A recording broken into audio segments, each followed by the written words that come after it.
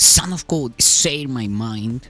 And you don't die. This is the season 1, the episode 174 in the series How to Manifest Immortality, Workbook Lesson 134. And the idea we are gonna practice today is let me perceive forgiveness as it is. Let me perceive forgiveness as it is. Let us review the meaning of forgive, for it is apt to be distorted and to be perceived as something that entails an unfair sacrifice of righteous wrath, a gift unjustified and undeserved, and a complete denial of the truth. In such a view, forgiveness must be seen as mere ascetic folly, and this cause appears to wrest salvation on a whim. This twisted view of what forgiveness means is easily corrected when you can accept the fact that pardon is not asked for what is true. It must be limited to what is false. It is irrelevant to everything except illusions. Truth is God's creation, and to pardon that is meaningless. All truth belongs to Him, reflects His laws, and radiates His love. Does this need pardon? How can you forgive the sinless and eternally penning? The major difficulty that you find in genuine forgiveness on your part is that you still believe you must forgive the truth and not illusions. You conceive of pardon as a vain attempt to look past what is there, to overlook the truth in an unfounded effort to deceive yourself by making an illusion true. This twisted viewpoint but reflects the hold that the idea of sin retains as yet upon your mind as you regard yourself. Because you think your sins are real, you look on pardon as deception, for it is impossible to think of sin as true and not believe forgiveness is a lie. Thus, is forgiveness really but a sin like all the rest? It says the truth is false and smiles on the corrupt as if they were as blameless as the grass, as white as snow. It is delusional in what it thinks it can accomplish. It would see as right the plainly wrong, the loathsome as the good. Pardon is no escape in such a view. It merely is a further sign that sin is unforgivable, at best to be concealed, denied, or called another name, for pardon is a treachery to truth. Guilt cannot be forgiven. If you sin, your guilt is everlasting. Those who are forgiven from the view their sins are real are pitifully mocked and twice condemned, first by themselves for what they think they did, and once again by those who pardon them.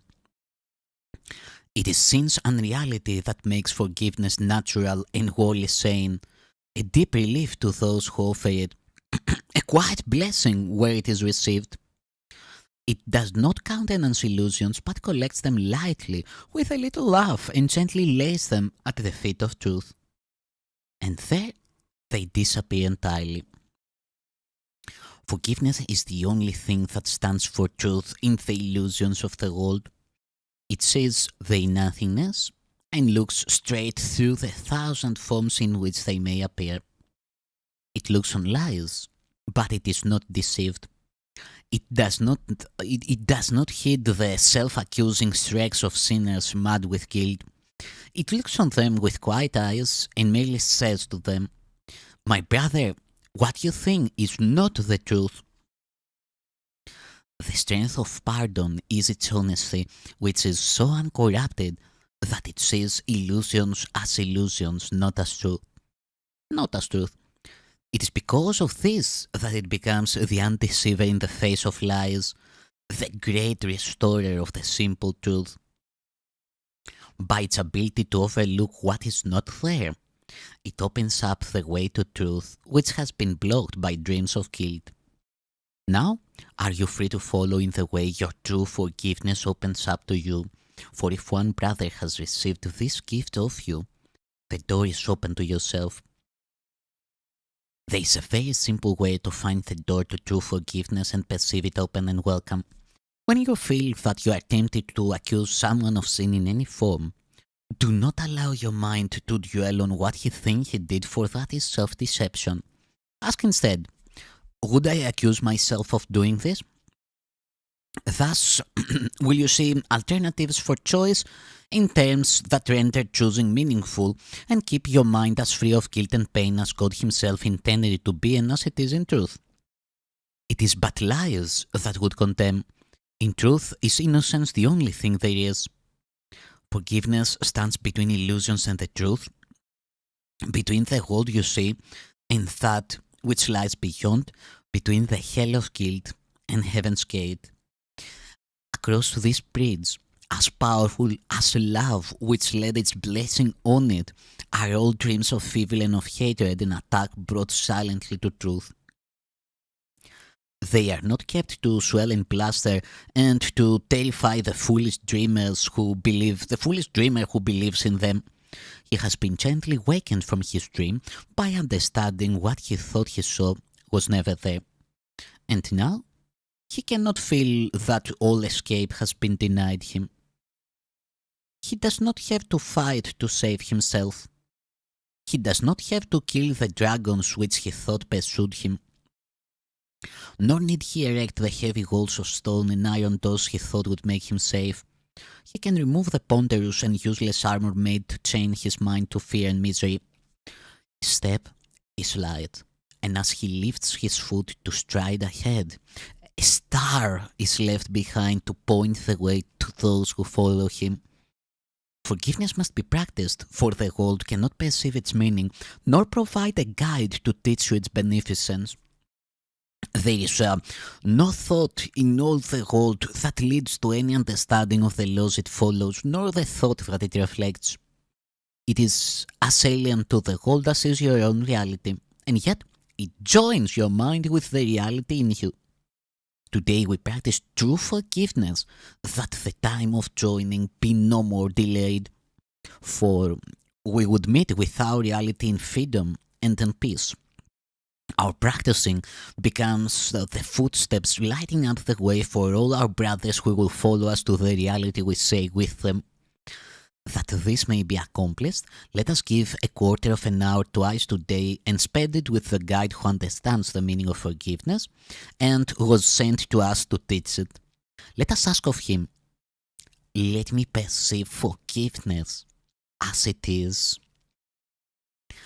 Then, choose one brother as he will direct, and catalogue his sins, as one by one cross your mind. Be certain not to dwell on any one of them, but realize that you are using his offenses but to save the world from all ideas of sin. Briefly, consider all the evil things you thought of him, and each time ask yourself, would I condemn myself for doing this?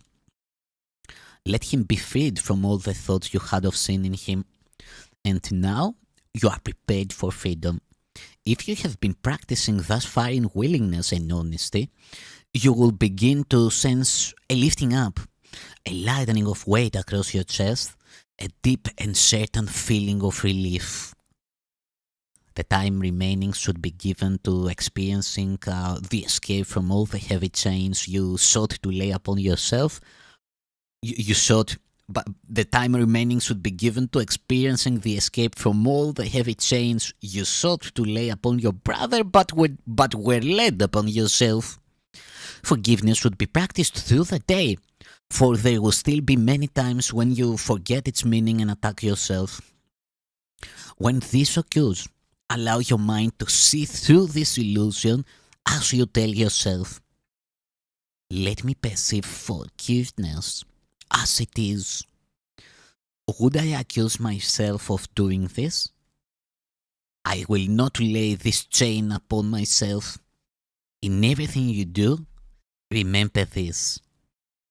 No one is crucified alone, and yet no one can enter heaven by himself. Thank you, Son of God.